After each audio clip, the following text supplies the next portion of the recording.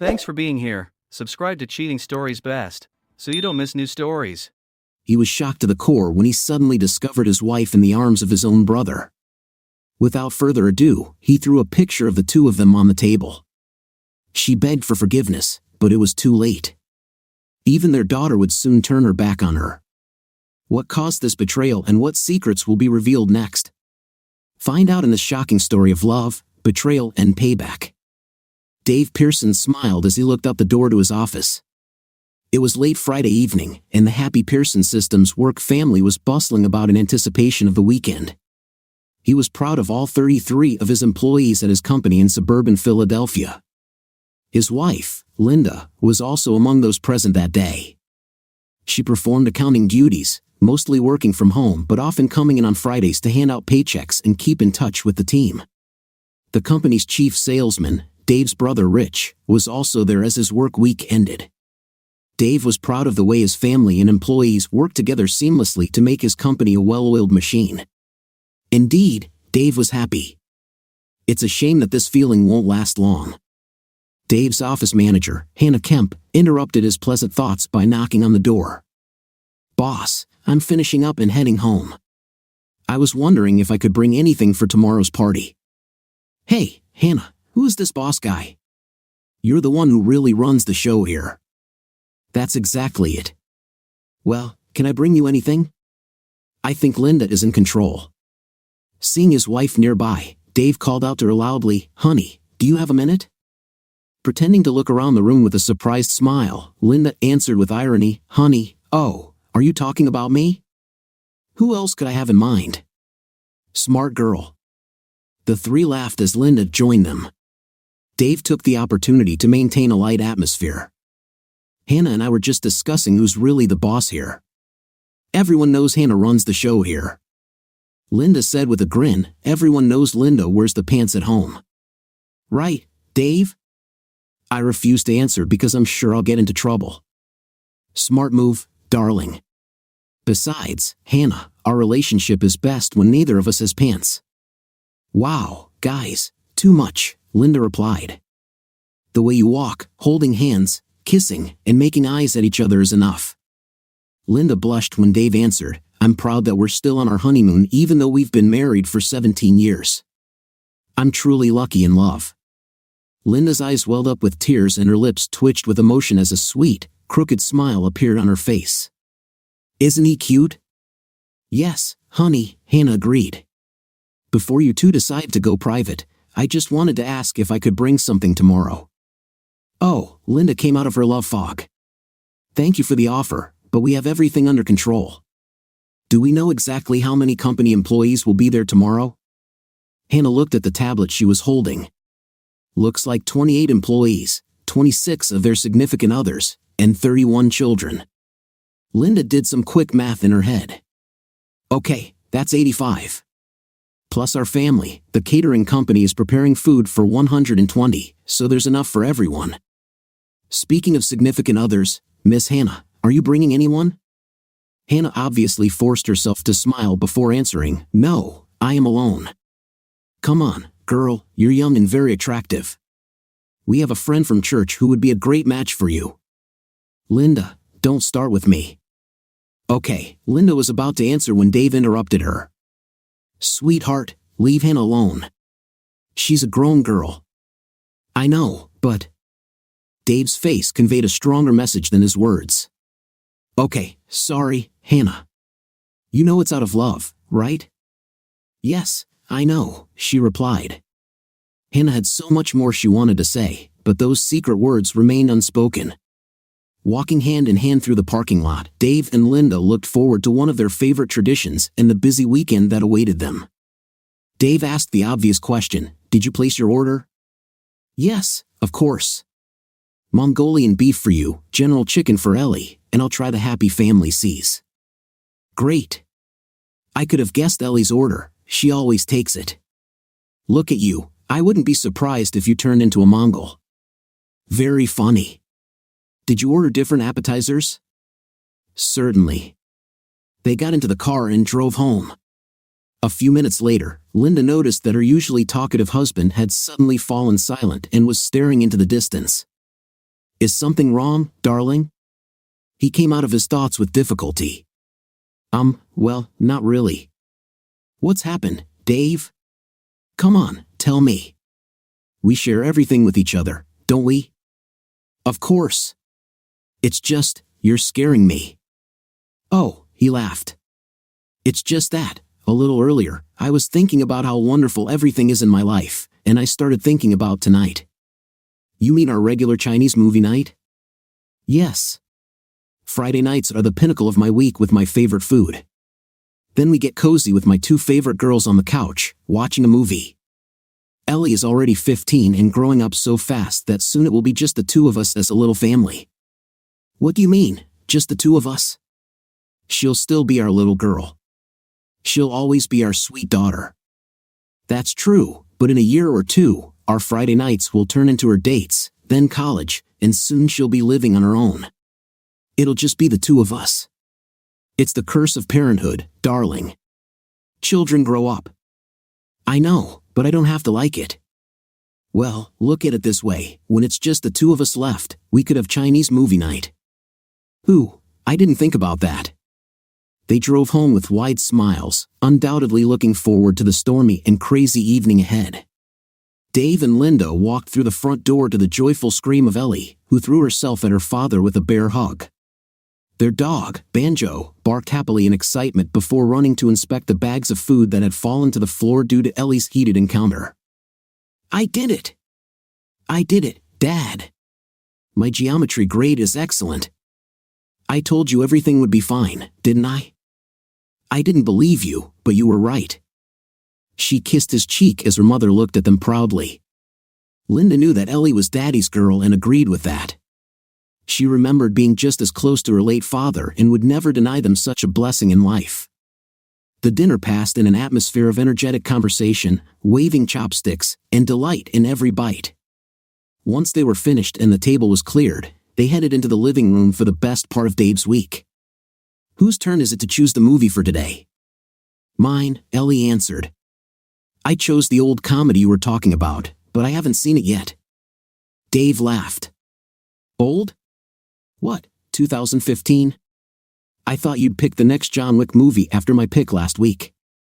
Oh God, no, exclaimed Linda. No mass murder movies today. Dave didn't back down. Ellie, how many were there last week? Dad, I stopped counting after 100. So this week we're watching Robin Hood, Men in Tights. Is that okay? They sat on the couch, Dave in the middle and the two women he loved leaning on his shoulders. The word women stuck in his head. Ellie was only 15, but she was already a young woman. He found it difficult to enjoy the evening, but the thought of a future without her under the same roof constantly distracted him. This was what he feared more than anything in the world. Dave's brother Rich and his wife Sonia arrived early the next morning to help prepare for the big meeting. Their large pool area needed a lot of work, and everything required cleaning and preparation. Sonia and Ellie cleaned the inside while Linda, Rich, and Dave worked in the outside area. Dave was clearing leaves from the pool when he felt a familiar tingling sensation and decided it was time to call it a day. Honey, I need to go inside for a minute. Okay, she shouted. Just don't stink up the guest toilet. Ellie just cleaned it, and she'll be horrified. Dave entered the house and was about to go up to the master bedroom but changed his mind. The basement had its own toilet, and there was no risk of contaminating public areas with its legendary smell. He entered the small room, and the smell of dampness from the basement assaulted his nostrils. He opened a small tall window for ventilation. He had a habit of remaining in the dark during his morning routine, as he liked to close his eyes and let his thoughts wander wherever they wanted. Thus, his morning ritual often took 15 minutes or more. As he sat down to go about his business, he closed his eyes and felt the fresh smells of spring fill the room. He began to let his thoughts wander when he heard rustling and whispering voices through the window. The window was on the side of the house, and the plantings hid it from view. He strained his ears to hear what was happening. Rich, Dave might catch us. Dave immediately recognized Linda's voice, and something began to bubble in his stomach. No, he won't catch us. He's here for at least 10 minutes. What is urgent? Listen, The kids brought home forms from school asking for permission to take DNA samples from them. Did Ellie's school do that too? No, I don't know. Oh damn. Yes, that's it. Have you found out if I'm Ellie's father? Dave felt as if a cannonball had hit his stomach. He held back the urge to gag and tried not to react. No, I was really hoping to avoid this. I'll check with the school to see if they do anything with DNA. It's a different county, so maybe we're safe. I hope so. Hey, we haven't met in a while. Don't you think we should stop? It's too risky. We've been running away from everything for years. Besides, I don't want to stop, and I'm sure you don't want Dave to find out either. Would you really tell him? It would destroy you too. Do you want to take a chance? I can always start over somewhere else. You're a real idiot, you know. Yes, so what? Pick a day this week. Damn you. Yes, okay. Dave and Ellie spend every Tuesday night together. They don't get home until 10 p.m. How about meeting at Valley View at 6 p.m.? Okay, agreed. Let's go back. Let me know what the school says. After they left, Dave stood up and closed the window, just in time to throw up in the toilet. He managed to sit up before he lost consciousness, as silent tears fell from his eyes. He quietly repeated to himself, "What should I do? What should I do?" His thoughts were spinning in all directions. He had never experienced such pain. His chest was constricting, and it felt like his insides were being torn out. Oh God, am I having a heart attack? He quickly dismissed the thought, but the pain did not subside. After a few minutes, he felt a little stronger. He tried to straighten himself out as best he could, fighting the terrible thoughts that continued to swirl through his head. Ellie, oh God, Ellie, is she mine? The horror of this thought began to cause panic until he realized that she was his daughter, no matter who her biological father was.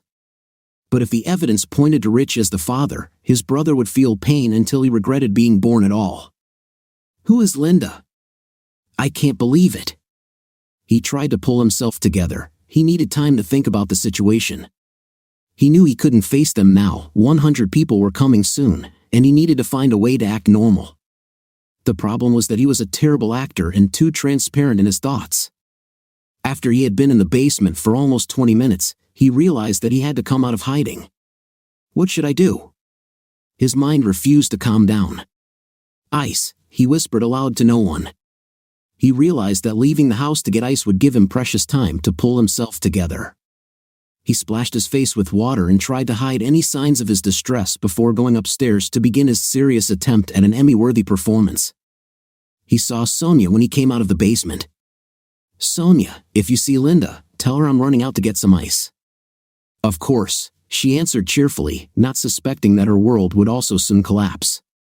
Dave parked in front of the store and decided to walk around a bit to think. Walking always helped him think.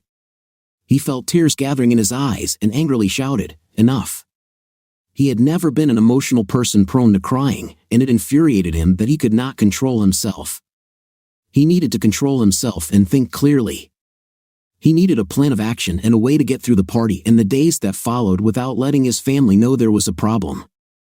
The walk calmed his emotions, and his thoughts began to flow in a productive direction, forming the basis of a strategy. Realizing that he had been away from home for too long, he went to the store, bought 8 large bags of ice, and then headed home to begin the first act of the tragedy in which he reluctantly found himself. To his relief, Ellie saw him first. She took one look at him, and Dave knew his acting skills were already faltering. "Dad, what's wrong with you? You look terrible." "My stomach. I had to stop by the road because I was throwing up. Can you move the ice from the car to the large freezer? I need to lie down." "Of course. I'll tell Mom you're not feeling well." "Thank you, dear." Dave hoped that being alone for a few hours would give him time to gather his strength. There was no better alibi than an upset stomach. He heard someone coming up the stairs, so he quickly jumped onto the bed. Concerned, Linda opened the door to find him curled up on the bed. "Honey, Ellie said you weren't feeling well. What's going on?" "I don't know. I don't think I have a fever, but my stomach is tightening, and I've already vomited. Oh honey, I'm so sorry. Look, we have everything under control at the party, so just lie down for a while. If you feel better, come down, but if you miss the party, I'm sure our guests will understand. I don't want to miss it, but thanks for understanding. She kissed his forehead and unobtrusively checked to see if he had a fever. Then, to his relief, she quietly left the room. Dave started walking around the room. His logical mind began to formulate the outlines of a strategy, then he began to fill in the details along with possible courses of action. Divorce was inevitable without a doubt. Rich and Linda would be fired. He worked out the financial details. He found it difficult to imagine ways to protect innocent bystanders. He took care of Sonia and her sons as well as his parents, but Ellie, whether she was his or not, would be devastated. He thought she would want to stay with him, but he couldn't be sure. He had already lost his wife and best friend and could not imagine that his relationship with his daughter could be disrupted. These fears threatened to bring another wave of tears, but he quietly chided himself to hold them back. As if sensing that he was thinking about her, Ellie chose this moment to visit him. He heard her jumping up the steps, so he quickly lay down. He pretended to be asleep, but again his acting skills failed him. Her hand gently stroked his hair near his ear. "Dad, are you okay?" "I don't know, honey. I want to try to get a few more hours of sleep before the guests arrive." Banjo jumped onto the bed and lovingly licked his owner's face. Dave let him do it, not only because he loved his dog's attention but also because it effectively wiped away any accidental tears. "Certainly, hey buddy," he said as he greeted his furry companion and hugged him. "I love you, Dad. I hope you're feeling better." "Okay, thanks, babe. I love you too." Since he had his back to her to hide his face, she had to lean down from behind to kiss his forehead. Feeling her love, a pleasant shiver ran through his body, as if physically confirming how much he loved his daughter. At that moment, he realized he was making the right decision about the dilemma he was facing. Ellie needed to know the whole truth before any confrontation. He knew when and how to do it, but he hated that it was necessary. What were Linda and Rich thinking, he wondered. It seemed impossible to understand their cruel betrayal. Now, he had to detonate a bomb in his family, revealing their betrayal. The blessings he had enjoyed less than 24 hours earlier were now painful memories of a perfect life that could no longer exist, tainted with the bitter taste of betrayal. He quietly let out his anger. Damn them, damn their nasty asses.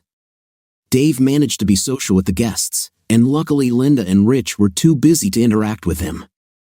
Hannah kept giving him curious glances as if she knew something was wrong, but she didn't say anything. He held Ellie close to caress her and, to some extent, lean on her for strength. She felt his support but assumed it was due to his poor health. Her watchful gaze gave him the comfort he needed to keep his mask from being exposed. He helped with the cleaning, then announced that he was going to bed early.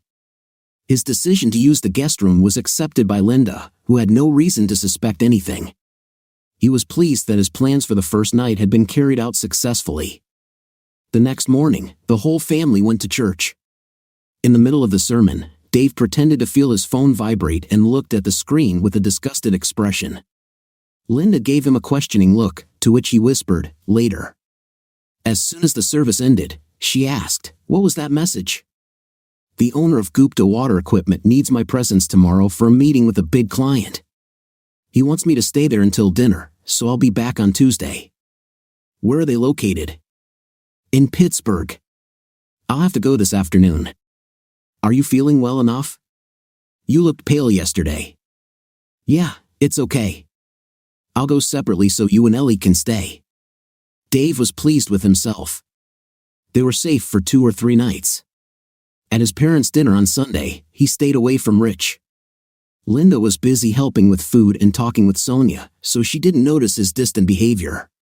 He left as soon as lunch was over, stopped at home to collect all the necessary paperwork, then drove to the Marriott Courtyard Hotel, about 5 miles on the other side of their business. He checked in and settled in, then called his lawyer, who fortunately was also a good friend and didn't mind taking a call on a Sunday. "Hey, Dave, what do I owe the sudden call on Sunday from my favorite client?" "Bill, I'm sorry to use our friendship by calling today, but I have a serious problem." Damn, I'm sorry, mate. Do you want to come over and talk? I have a few bottles of Yangling lager with your name on them. You don't mind, of course. I won't even charge you for the watch or the beer, he said with a laugh. Come right now if you want. Thanks, buddy. You're a good friend, and I really need a friend right now. Dave met with his lawyer, Bill Hardwick, and told him the whole situation. Bill had gone through a divorce himself for similar reasons, so he could really sympathize. As they got down to the details of Dave's plan, Bill realized why his services might be needed, even though he didn't specialize in family law. It's a smart move to combine business law and family law on this issue, Bill noted. Do you mind if I bring in my friend who handled my divorce? She's a real shark. I was hoping you would have a reference. How soon can we call her in? Let me call her now and see what she can do to fit us into her schedule. Bill stepped aside for privacy and called Angela Hall. She hated cheaters with a passion, and Bill knew she would treat Dave right. After a short conversation, he disconnected the call and returned to his friend. Good news, she's coming and joining us for dinner. Is that okay? Wow, I feel special getting this much attention on a Sunday. Listen, friend, hearing that your wife and brother did this really hurts my soul. We have to fix this. I have to say, you and Linda were the last people I expected to hear about in this situation. Yes, I am too. Okay, don't start feeling too special. You're paying for dinner. We'll order from Kelly's Steakhouse when Angela gets here. They do delivery and they know my address well, since I can't cook. Angela turned out to be a wonderful woman, and Dave immediately realized there was more than friendship between her and Bill. Bill quickly confirmed his suspicions. Yes, my friend, this beautiful lady is not available. Don't think you have a chance, because we are getting married in a month. Wow, that's great. I could say a lot of sarcastic jokes, but my mood is throwing off my filters and I don't want to seem rude. Relax, Dave. I already know I don't deserve this wonderful woman. The three spent the evening reviewing strategy and planning their actions. Angela took Dave's financial documents and made an appointment for Monday afternoon to finalize the details. Everything was set to ensure that by Friday, Dave would be ready to file for divorce. At one point, they took a break so Dave could pretend he was in Pittsburgh when he called home.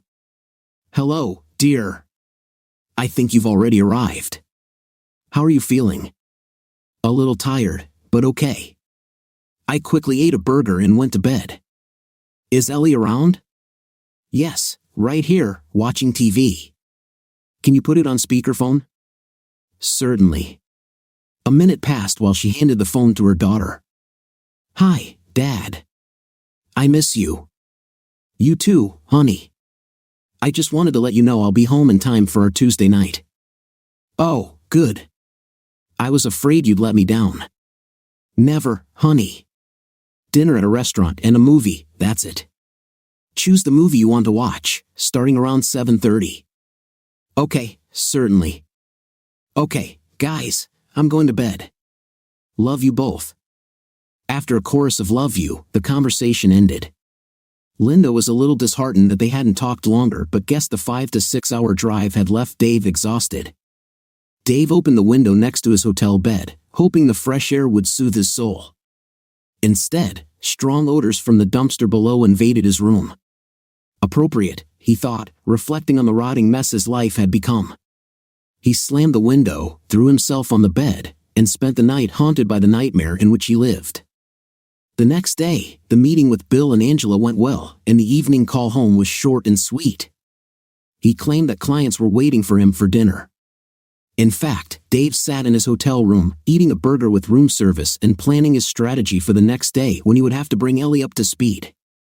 This was the day he had to watch his little girl suddenly grow up, learning about the darker side of life. This was the day he dreaded with all his heart.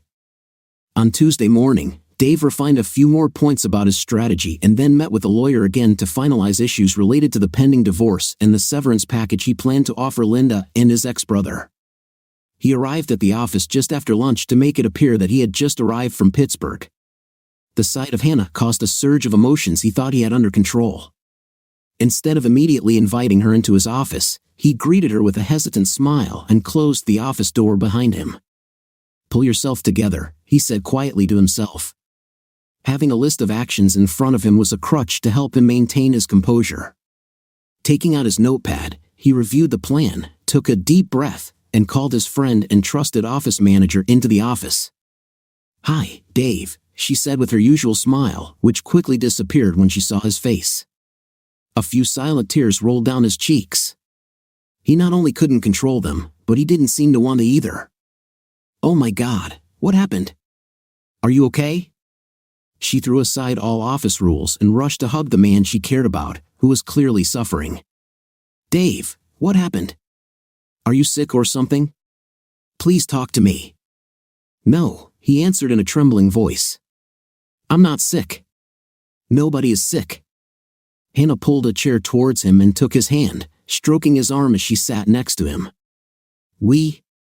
Damn it, he interrupted, grabbing a napkin as his composure began to return. "We need to make some changes here. I think they'll be good, but the reason they're needed is really, really disgusting." "What? What happened?" He looked at her with the saddest eyes she had ever seen, swollen and red. They betrayed the extent of his pain. She realized that only one thing could shake him so much. "Linda? Is there something wrong with Linda?" He nodded, struggling for an answer, lowering his head and looking away. He croaked one word: treason. "Oh my God, Linda!" She hugged him again, seeing that he was losing his composure. "I can't believe it. Are you sure? Do you know who?" Dave nodded and clearly tried to name the culprit. Hannah knew she had to be patient. He looked up at her, and his face changed from overwhelming sadness to hot anger. "Rich. My own brother." Hannah suddenly jumped up and began pacing back and forth. "That son of a," she blurted, trying not to speak too loudly. "That stupid, selfish idiot," she continued, pacing back and forth, trying to make sense of her boss's suffering. After a few moments, she calmed down and hugged the broken man again. Suddenly, she woke up with realization and looked into his eyes. "You found out right before the party, didn't you? How did you guess?" "I felt like something was wrong, and I couldn't believe the story about the upset stomach. I overheard their conversation and immediately threw up." "So the story about the upset stomach was partially true. And I'm guessing you weren't really in Pittsburgh yesterday, were you?" "No." "Lawyers? Is there any chance you'll end up with her?" "I prayed to find a way, but they dated for 16 years or more. I can't get over it. I'll never see her again as the woman I loved." Hannah went to the refrigerator in Dave's office, grabbed a Coca-Cola, and then pulled out 2 glasses and a bottle of rum from the cabinet. "I think we could both use rum and Coke. What do you think?" "I think it's a great idea," Dave replied. Hannah handed him a glass and collapsed into the chair opposite him, taking a long sip. They sat in silence for a while, looking at each other, before beginning to discuss business matters. Dave started the conversation. "It's clear that after Friday, they're both fired. Sure, Rich's wife Sonia has a business background. I want to see if she can take Linda's place. We won't discuss that until next week, so you may have to take over Linda's duties for a while. I can handle it. I know her job and I can do it. I hope it won't be too long. I don't want to overwhelm you." "No problem. I have strong shoulders." "What about sales?" Debbie Gleon recently said she wanted to go into sales. She's done a good job supporting Rich internally, and I think she'll be great." "I agree. The hard part will be finding a replacement for Debbie. Tammy Fields, she did systems development and helped with purchasing. She also took a lot of business courses. I think she can fit in easily." "Okay, sounds good. What's the time frame?" "This Friday. As soon as they get ready to leave, tell them that you and I have been discussing expanding the sales department and want to know their opinion. Let them know this is very important and they should not tell anyone. You and I want to meet with them on Monday morning to offer a promotion." "Got it. What else?" "Before Monday, can you draw up job descriptions for them? I'll discuss the pay terms when we meet with them." Yes. What else? A few more tears rolled down Dave's face. This may be the hardest task yet. You're one of my closest friends, and I'm losing Linda, my best friend, so I apologize in advance if I have to lean on you even more. Hannah ran to the table and hugged Dave as he stood up. It will be the easiest task and the greatest honor, she said. Hannah walked out of the office, her heart aching for Dave. He was too good a man to suffer like this, and she couldn't help but share his pain.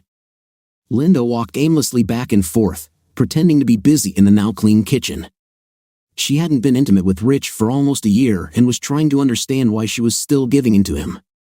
She really didn't love him. Intimacy was boring and unsatisfying. After their brief conversation in the garden on Saturday, Linda decided she would stop the stupidity after this last time. She didn't believe Rich would actually tell Dave, since he was also losing a lot. After all, she had risked too much for something she never enjoyed. In retrospect, she should have confessed years ago. She had always wondered why she would put her family in danger for such a ridiculous and senseless act. Dave interrupted her thoughts as he entered through the side door. She threw herself into his arms and kissed him. He seemed surprised, almost to the point of resistance. "It's a meeting," he said, with a hint of surprise in his voice. "What caused this?" "I love you so much and I've just missed us together since the picnic." "I missed you too, honey," he lied. "Are you ready for your big date with Ellie?" "Certainly." He wondered what would happen if he asked if she was ready to date Rich. "She's getting ready and should be here in a minute." "What do you have planned for the evening?"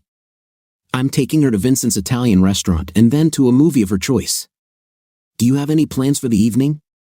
He noticed how she flinched slightly. Not really. Thought I'd just go shopping." "We don't need windows," he joked. "Very funny. Just going to see if there's anything worthwhile on sale."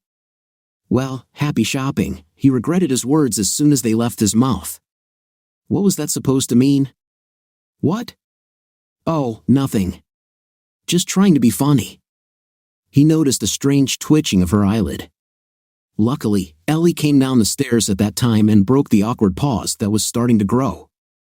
"Dad!" Ellie threw herself into his arms with her usual joyful greeting. She was dressed in her Sunday outfit and looked much older than he was willing to admit. She was growing up too fast, and today's discussion would make her grow up even faster. This was the day he dreaded with all his heart.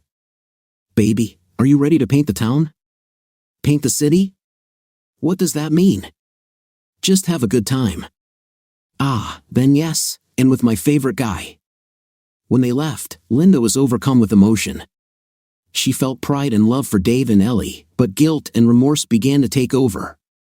"After tonight, Rich and I will definitely be done," she thought. She waited 20 minutes, then grabbed her keys to go meet her longtime lover. Dave felt a tightness in his chest as he drove away from the house. Taking a few deep breaths, he nervously took Ellie's hand. "Honey, I need to apologize in advance about tonight." "Apologize for what?" "We won't be able to have a fancy dinner or watch a movie tonight. I need to talk about some serious things and show you something serious." Ellie's worried look began to bring tears. "Dad, aren't you sick or something?" No, baby. We'll stop for lunch at Chick-fil-A, and then we'll go somewhere and talk." "Fine. Why can't you tell me now? Is this some kind of secret from Mom?" "You scared me." "Please, there's nothing to be afraid of, baby." "It will just be easier if I don't," Dave said. "Drive carefully, please." They were silent for several minutes until they pulled into the driveway of Chick-fil-A. After ordering chicken strips, they drove onto the main road. "Baby, come on, eat while we get to wherever we're going," Dave said. They drove almost in silence for 15 minutes before Dave pulled into a small office complex across from the Valley View Motel. "Okay, Dad, we're parked." "What's happening? Why did we come here?" Ellie asked. Dave looked at the innocent face sitting next to him and began to shake the foundation of her world. "Honey, damn, sorry. It's hard." She took his hand and forced herself to smile. "It's okay, Dad. Tell me." Dave took a deep breath. Your mom is having an affair. This has been going on for a long time. Ellie pulled her hand away from his in shock. Her face scrunched up in pain. No, this can't be. Mom would never. I thought the same thing. It's like I never knew her. That's why we're here. She should meet him here in about 10 minutes. Meet? Meet with whom? We'll find out soon, baby. She cried and hugged her father's neck with all her might. This can't be. You must be mistaken. Her string of denials mixed with tears and emotions broke his heart. Dave noticed 2 cars pulling into the hotel parking lot. Ellie, feeling his attention caught by a scene on the other side of the street, sat up and looked just in time to see her mom parking. Then she saw her Uncle Rich get out of the car and enter the motel office. With complete shock on her face, she quickly looked at her father and saw tears streaming down his face. A young woman witnessed her father's heartbreak, and her heart broke for him. She hugged him as tightly as she could in the car seat and cried from the horror they had endured together. She felt him trying to move and noticed that he was trying to take photographs of the tragic scene. They watched as the 2 lovers embraced and entered room 103 together. Dave touched his daughter's chin, forcing her to look at him. I'm so sorry, darling, he said gently, wiping the tears from her face. I am so sorry. They simply held each other for support as they each processed what they had seen. After a few minutes, Ellie sat up straight and looked at her father. This will destroy our family, won't it? Yes, honey. The 3 of us, Uncle Rich, and Aunt Sonia, will all be affected by this. I'll stay with you no matter what. I don't want anything to do with her. I'll do whatever it takes to keep you with me. Darling, you don't understand. If she tries to force me to stay with her, I will make her life so miserable that she will be forced to let me go. Count on it. He wished he could tell her that eventually, she would have to save her relationship with Linda, but right now everyone was too on edge. This conversation might happen in a few months, but now it was too early. Ellie, the hardest part will be in the next few days. I'll run into your mom on Friday night. You'll need to carry on as normal until then. Can you? She started crying again. I don't know how. How can I do this? Well, we can talk about this and the plans I've made. Let's get out of here and go somewhere where we can talk. Dave took her to a deserted county park where the lights would start working as soon as the sun went down. They talked, planned, cried, screamed, and bonded on a deep level like never before. It was them against the world. They returned home a little after 10 p.m. Ellie wasn't sure she could maintain a semblance of calm for 3 days. Dad, I'm not sure I can see her without slapping her. Watch your language, dear. You may hate to hear this, but eventually, you will have to have a normal relationship with your mother. They will never be the same. I will never be able to respect her again. Okay, let's stick to the plan. That should take the pressure off having to act normal when we get home. Just pretend you're really tired and go straight to bed, okay? I can do that. Ellie paused for a moment to collect her thoughts. Dad, I love you very much. I don't know how you cope with what she does, but I'm here with you. How could a loser like me get such a wonderful daughter? She took her father's hand as he drove up to their house. You're far from a failure, Dad. You're the best man I know and the best dad a daughter could ask for. They quietly entered the house. Luckily, Linda had already gone to bed, which allowed Ellie to gather her thoughts. They spent the whole night lying back to back, each pretending to be asleep, each with their own thoughts and silent tears. Dave woke up from a restless sleep and immediately smelled the coffee. He got up, washed, got dressed, and packed his suitcase for a 2-day trip to the other side of the city. On his way down, he quietly walked into Ellie's room to check if she was ready. She greeted him with a quiet smile and a nod. He found Linda in the kitchen, making pancakes for the family. She turned to him with a wide smile. Good morning, dear. Breakfast is almost ready. He hugged her from behind and kissed her neck, as usual in the morning. As planned, Ellie came down from her room on time. Good morning, parents. Good morning, baby. Did you have a good evening with this handsome guy? Of course. Hey, Dad, have you told her yet? Linda looked at her husband with a questioning look. What did I forget to tell you last night? I need to go back to Pittsburgh today and will be back on Friday. I mentioned it to Ellie last night, and she begged me to take her with me. Of course, Linda answered happily. Ellie will make your trip much more enjoyable. Great, Ellie exclaimed. I quickly packed. It didn't take a lot of time. Breakfast ended quickly, so there was little conversation. Ellie hurried to pack, and Dave went to his home office to gather the necessary things. Ellie and Dave got into the car and both breathed a sigh of relief. How did I cope, Dad? Perfect. Your idea of coming with me was brilliant. Now neither of us will have to worry about the quality of our acting abilities. You mean their quality is bad, right? Exactly. Dad, have you thought about having me around when you run into Mom? I'm still not sure, honey. I want to be there, and when you hit Uncle Rich too. Watch your language. Sorry.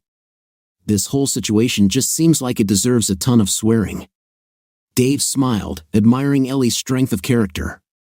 A question occurred to him. If you're there, what will you say? I'm not sure. I think I would be guided by my first feelings, but she will have no doubts about how I feel and which side I'm on. I want her to know that she can't hide who she really is from me. They stopped at a hotel on the other side of town and took the elevator up to their room. Ellie was unusually quiet for a while. She looked at the floor of the elevator and quietly asked her father a question. When do you think their affair began? I'm not sure, but it's been a while. This discussion continued in the room, where they planned their next steps. It was a day when Ellie had to quickly grow up, learning about the darker sides of life that she and her father would now have to endure together. She looked up at her father with tears in her eyes. You don't think? He interrupted her. I know what you want to ask, baby. I don't know, but the answer won't change anything between us. They exited the elevator and walked silently to their room. As soon as the door closed, Ellie continued talking about what was bothering her. Do you want to know? I don't know, dear. What about you? I know who my only dad is, but maybe it would be smart to find out. It's just, well, it's bad enough being the daughter of one cheating man. I don't know if I can handle it if it turns out that I'm the daughter of two selfish idiots. So you want to know? I think so. Is this normal? Yes. I feel like this question is hanging over me like an axe. Maybe we can wait a couple of months. I have a reason to hold off for now. She responded with a tearful hug before they began unpacking. Ellie and Dave continued to strengthen their relationship at a nearby hotel during their stay. When Dave needed to meet with lawyers or attend to other matters, she spent time by the pool swimming or reading in the sun. On the first day of their stay, Hannah came to the hotel to discuss their strategy and then joined them for dinner. Ellie and Hannah really hit it off after dinner. Back in their room, Ellie decided to openly express her opinion. Dad, you know Hannah has warm feelings for you, right? What? You think so? Yes. You really like her. You never. You know nothing happened. Dave stepped back, a look of surprise on his face. I hope you know me better. I would never cheat on your mom. Tears welled up in her eyes, and she threw herself into his arms. Oh, Dad, I'm sorry. I know it's not like you. I shouldn't have asked. I'm sorry. Dave's heart melted. Honey, your mother really rocked your world and mine. I think it's logical to doubt if someone is real after it turns out that one of the parents is not who they said they were. Rest assured, I am the one who you know I loved your mother with everything I have and would never cheat on her or anyone else. Still holding back tears, Ellie asked him the question that had been on both of their minds. Then why did she do it? I don't know, baby. I just don't know. Hopefully, we'll find out on Friday. I'm sorry I said that. Dad, I know how good you are. I'm sorry. You don't need forgiveness for asking what's on your mind. You just caught me off guard. The warm light of his daughter's presence quickly returned to Dave's heart. She cared for him and was his only real support for his sanity. He had almost forgotten that she had a lot to deal with too. The next day, Hannah called Linda at her home office. Hi, Hannah. Linda, how are you? Couldn't have gone better.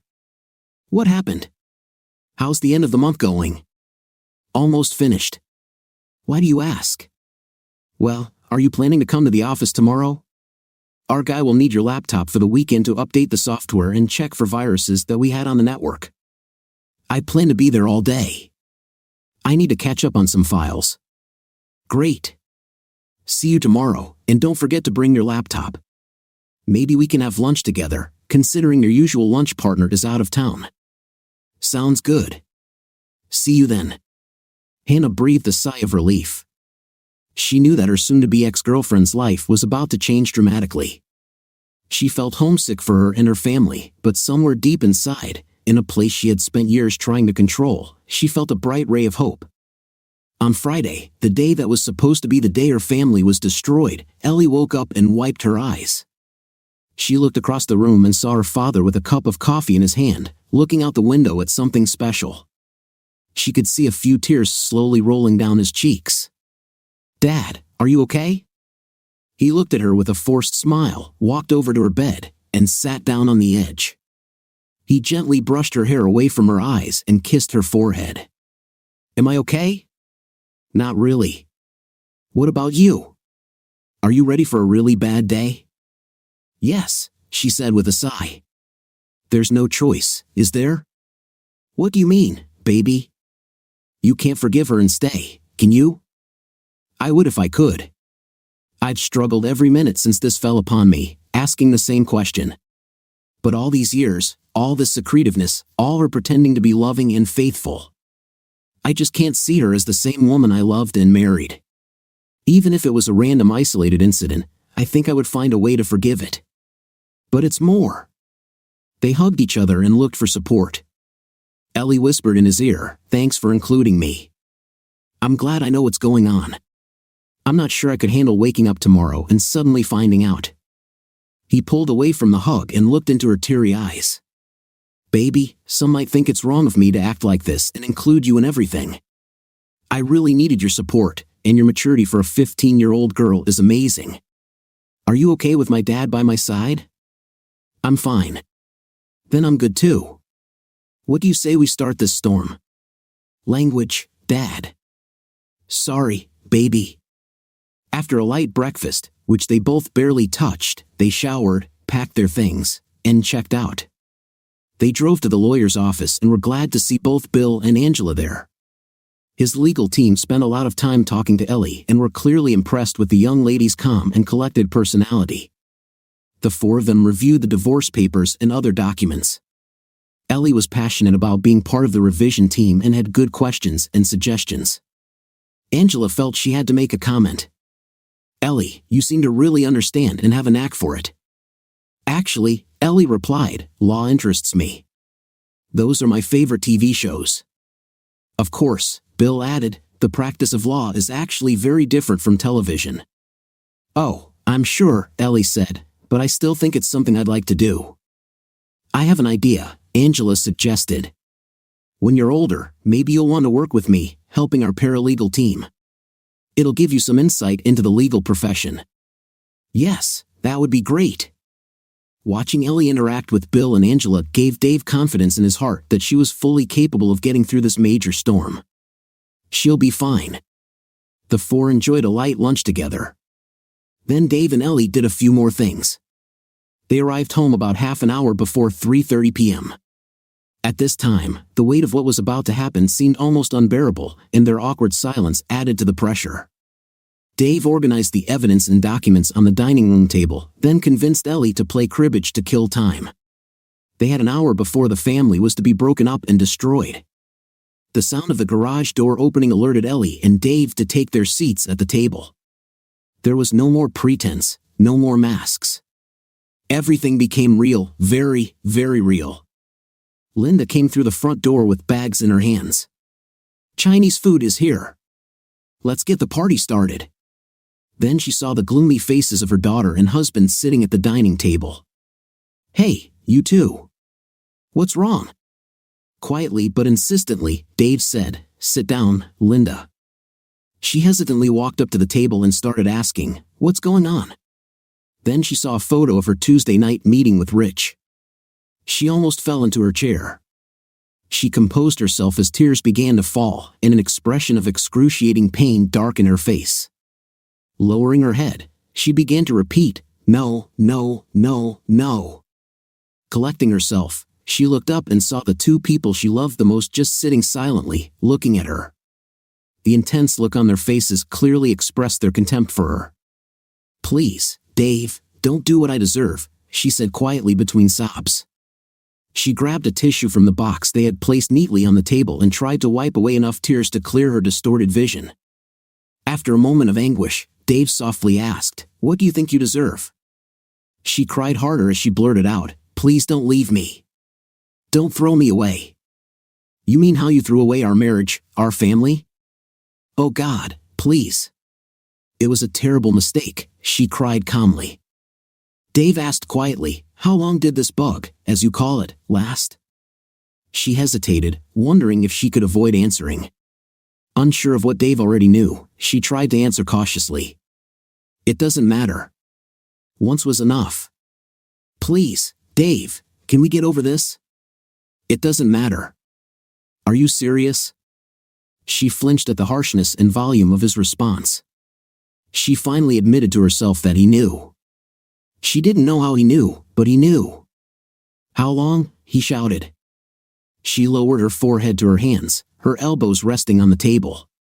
She couldn't look at her husband or daughter while answering. "It's just before he met Sonia." "I see," Dave said sarcastically. "So, about 17 years, I guess. 17 years of cheating on me doesn't matter to you? Is that what you're saying?" "No, of course it matters. It was terrible, selfish, and painful." Ellie couldn't hold back any longer. "Come on, Mom. How could you do this? Do you understand how much you've destroyed Dad and me?" Dave suddenly stood up to emphasize his anger. "Who the hell are you, Linda? What the hell are you?" "I think I know," Ellie added. "Let's see, harlot, cheater, liar, traitor." "Oh yes, and how about?" Linda was almost on the verge of hysteria. Her bowels and bladder fought to relieve the internal tension she was under. "Please don't call me that," Linda begged. "Dave, please tell her not to say things like that. When she says something that isn't true, I'll correct her," he replied angrily. The members of the broken family were silent for a few moments, except for Linda. She tried to stay calm, but she couldn't stop sobbing. Finally, she was able to ask the question that was most on her heart, knowing the answer would destroy her. "What are you going to do?" Dave replied, "Go up to your room, get yourself cleaned up, and calm down for a few minutes. Your crying is only annoying us. Then come down, and we can talk for a few minutes before Ellie and I leave. But we need to fix this." "Where are you going?" "It's none of your business, and there's no way in hell it can be fixed in a few hours." "Go upstairs," he ordered. Linda staggered up the stairs, and Dave sent the expected message to Linda's sister. "Dave D, she needs you." "Shelley, I'll be there in 30. "Great. We won't leave until you come. Just come in." Shelley understood. Linda sat on her bed and let her emotions take over. Tears flowed as she sobbed uncontrollably for the first 5 minutes until her mind grew cold.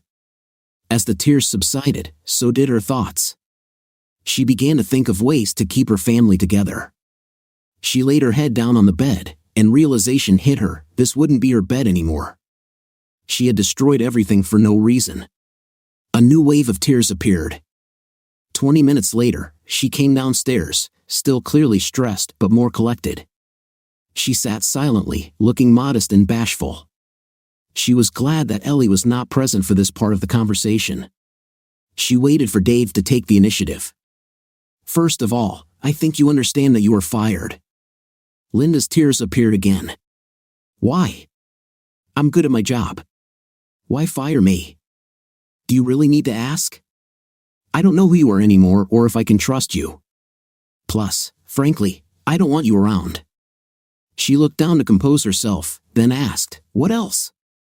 "Here are the documents that I'm sure you were expecting. The envelope includes the compensation package and agreement. Open your own bank account with the check inside. As for the documents, study them. You should probably hire a lawyer. I'll pay the initial expenses, but if you dispute anything, it will be at your expense. This all seems so cruel. And it's not like you, darling. Can't we try to fix it? Ignoring everything she said, Dave continued, Shelley will be here to support you soon. I strongly suggest you go with her for a week or so because I'm not ready to talk. When we're both ready, you can come back here to the guest room until more permanent arrangements are made. Can't I just stay? Damn it, Linda, I really don't want to see your face for a while. The last sentence was like a knife to her chest. She froze before asking another question she was afraid to ask. Have you decided yet? Isn't there a chance for us? I don't see a way to overcome this, Linda. 17 years, and with my brother. You two have completely destroyed 2 marriages and 3 families, ours, Sonia and Rich's, and my parents. Now that my brother is dead to me. Her face sank as the severity of her behavior became greater. Oh God, forgive me, she begged. I'm sure God will forgive. I hope that the coming years will force me to be more lenient than I am now. Shelley's timing was perfect. She entered, and Dave hugged her before calling Ellie from her room. Before leaving, he turned and met his wife's gaze. Both saw the agony on each other's faces. At that moment, he felt the complete pain of their lives being torn apart. The two who had become one almost 18 years ago were now brutally separated, becoming 2 again. This wound wouldn't heal anytime soon, if at all. Dave and Ellie both knew the plan as they drove in silence to their next destination. Whether they were ready or not was the question on their minds. Initially, Dave had really wanted to enjoy what was coming next, but he then realized how many people would be seriously hurt in the next moments. Being the one who brought pain to everyone broke his heart. They pulled up to Sonia and Rich's house behind their father's car. Dave knew his parents were coming for dinner. He prayed that they would be okay after what was about to happen, but he needed them to see the evidence and the confrontation with their own eyes. Dave was going to cut his brother out of his life, and they needed to understand why. Dave's heart was beating so fast that he was afraid he might faint. Ellie noticed him struggling, so she took his hand and smiled at him. Dad, everything will be fine. We can handle it. Okay, baby. Remember, stay close to your grandparents and give them a photo when I give one to Sonia. Everything is under control. You still haven't answered. Are you going to beat up Uncle? I don't plan to, but we'll see what happens. Remind me that we need to talk about your obsession with swearing, he said, forcing himself to smile. Ellie and Dave walked in without knocking, just after everyone in the house had finished dinner. The 4 adults had just left the table, and the children were elsewhere in the house. Ellie rushed to hug her grandparents, while Sonia greeted Dave. Hey, guys. I wasn't expecting you, but we have plenty of food if you're hungry. Dave kissed his daughter-in-law on the forehead. Thank you, but we've already eaten. I'm afraid we have an unpleasant topic to discuss. He handed Sonia a photo of Rich and Linda's meeting, while Ellie gave her grandparents a copy of their own. A chorus of questions filled the room, growing louder as the images became clearer. Dave handed a copy to his brother. Well, dear brother, would you like to explain? Rich turned pale and shrank back in his chair. Yes, his father asked. Can you explain this, Richard? Sonia rushed at her husband, shouting obscenities and accusations. Dave had to make an effort to restrain her and calm her down. Let's listen to his explanation. Yeah, let's listen, their mother added as Ellie hugged Sonia protectively. Rich stuttered and hesitated, trying to find words that could get him out of this mess. Damn, how did you get that photo? Wrong answer. Dave shouted. I know the truth, so let's hear you confess. You know so much? Tell the story yourself. Rich blurted out angrily. Sonia looked at Dave with pleading eyes.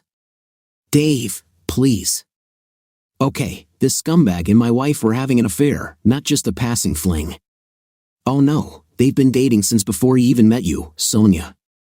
She hurled curses and insults with the speed of a Tasmanian devil. Finally, exhausted, she began to cry, ran into the living room, and threw herself on the sofa. Their mother and Ellie went to help her.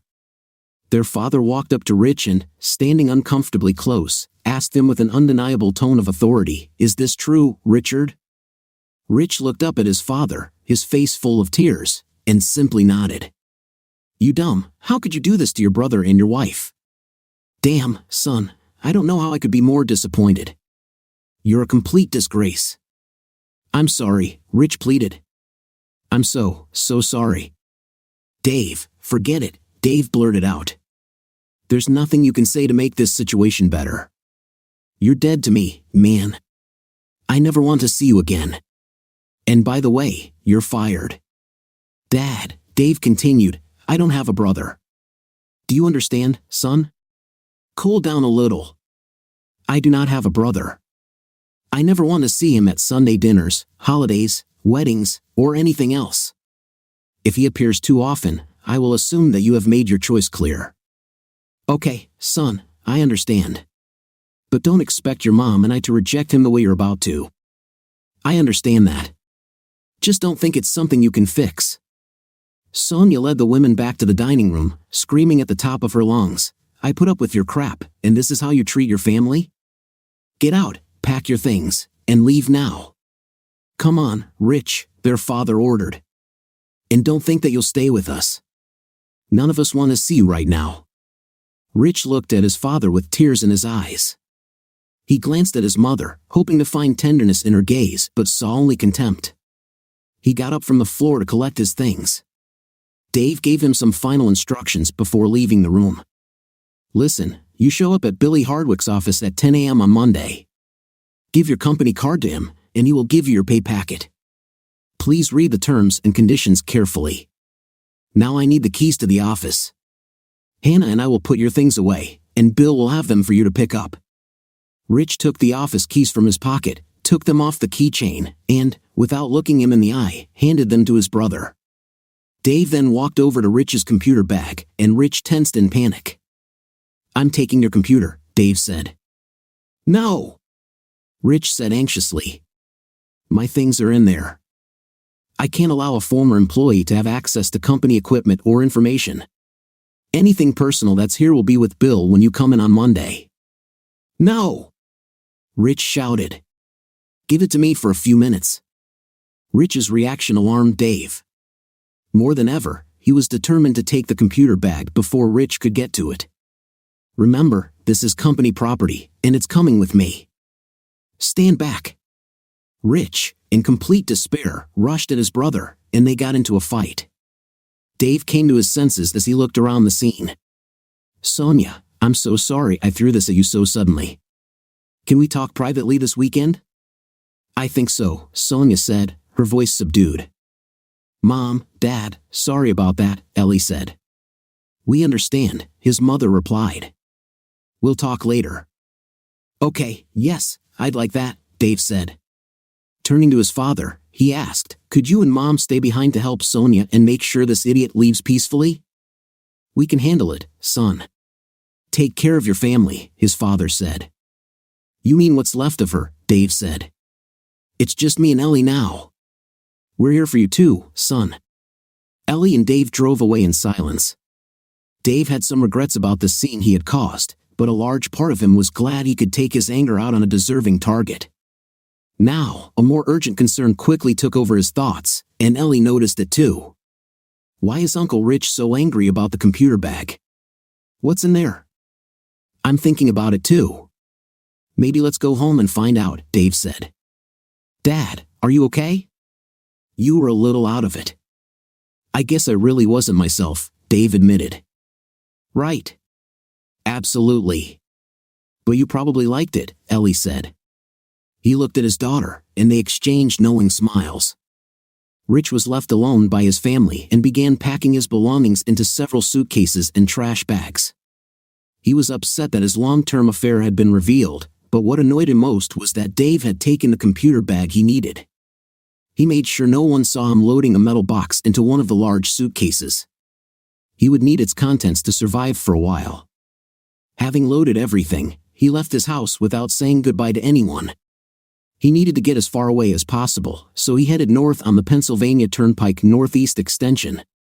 He needed time, but he didn't know when Dave would learn the truth about his misdeeds. He needed to disappear.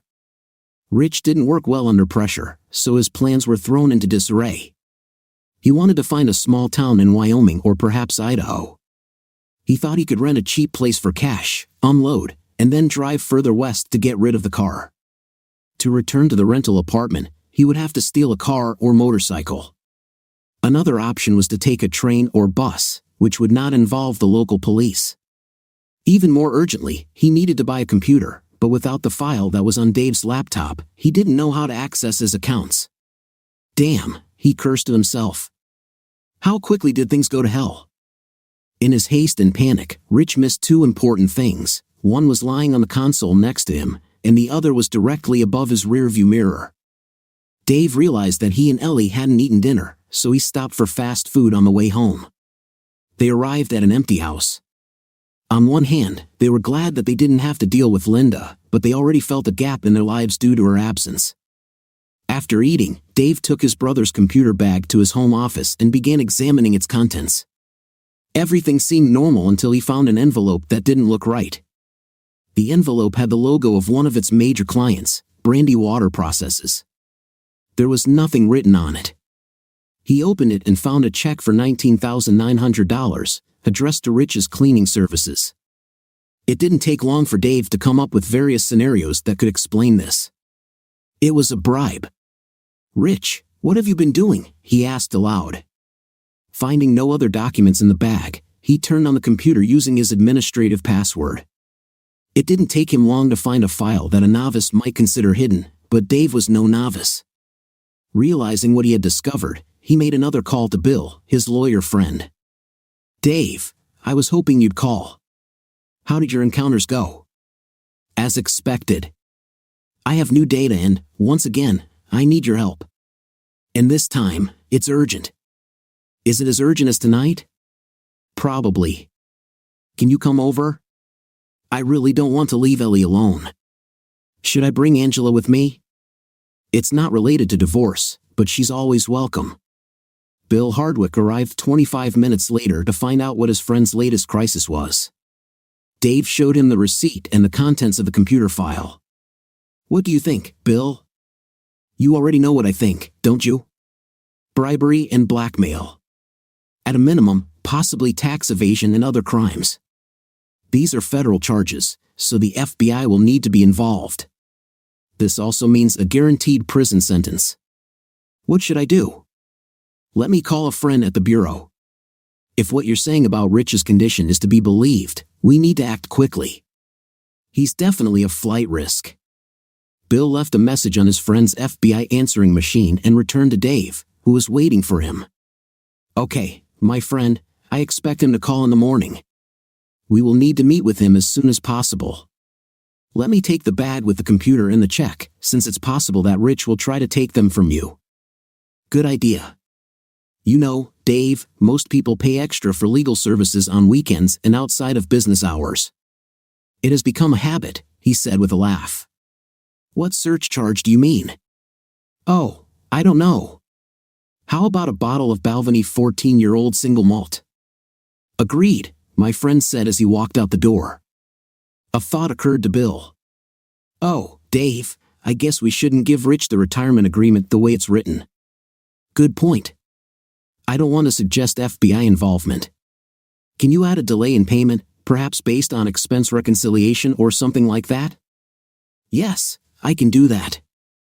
Dave had hoped to talk to Sonia and his parents on Saturday but put it off when Bill called early the next morning.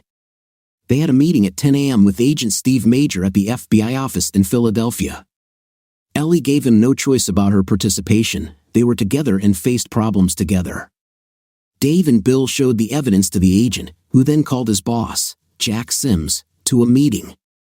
After reviewing the evidence, Jack rubbed his chin, mulling over the documents in front of him.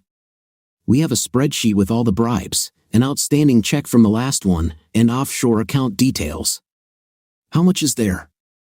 $785, $952, Dave replied. "And all these funds belong to your company?" "I would think so.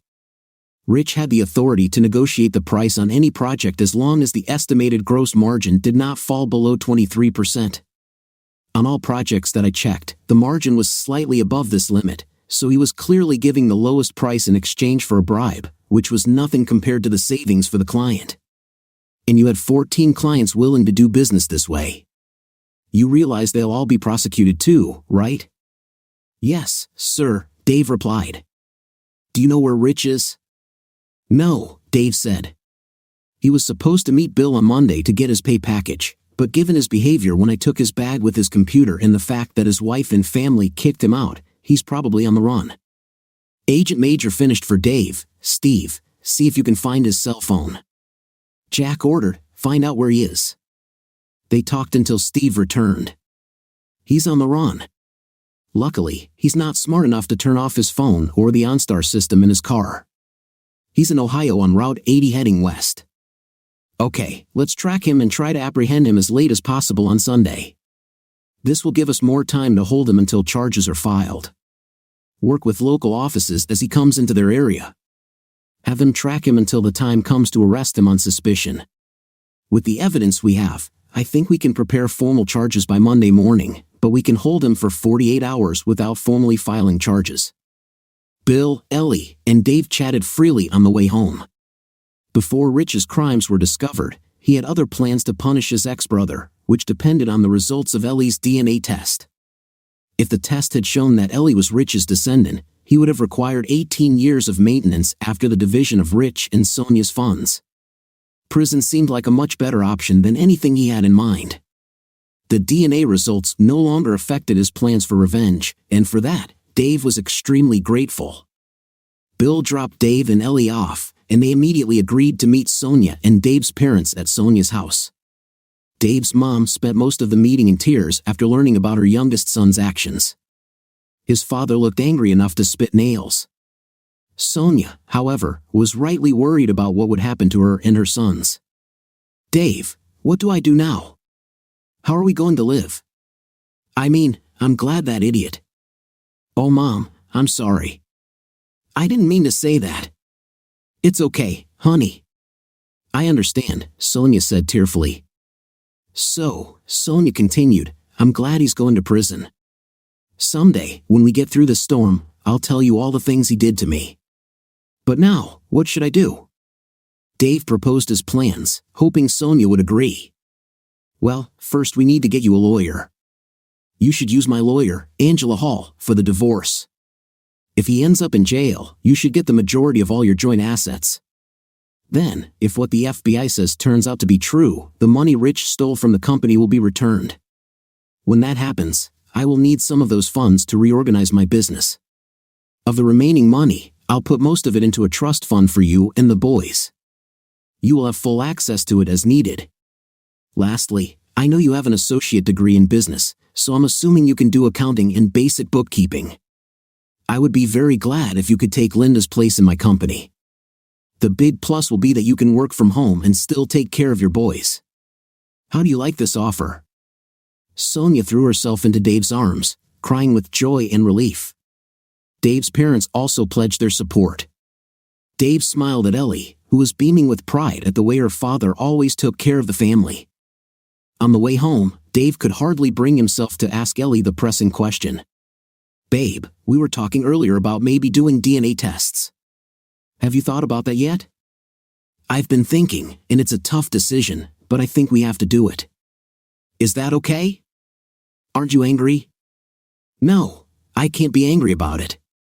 And I think you're right. I'll buy the tests, and we can do it this week. Do you believe me when I say the results won't change anything about how much I love you? I love you too, Ellie replied. I know it won't change how I feel about you, so yes, I believe you. I just want to know. Dave was really scared to talk to Ellie about this, but now he could relax a little. There was still a lot to be done, but solving one more item on his list of problems helped him see that the end of this nightmare was near. That night, Rich drove all night west on Route 80. Just before entering Ohio, he stopped at a McDonald's to have breakfast and get some rest. Using his iPad, he looked for possible places to stop. He decided to stop in Sioux Falls. It seemed to be a fairly remote location, but large enough for him to remain undetected. He found a cheap furnished room online and later called to reserve it. He could have dropped off the car near Fargo, which was about 6 hours north of Sioux Falls, and then returned by bus. He closed the car door, feeling better about his circumstances. Yes, he shouted out loud.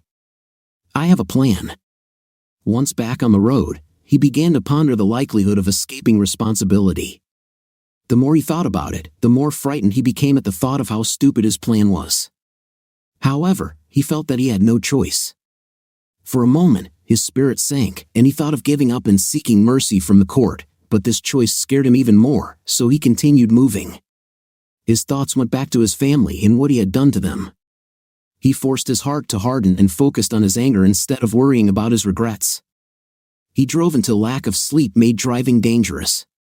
He found an inconspicuous parking spot at Cracker Barrel and took a nap for a few hours.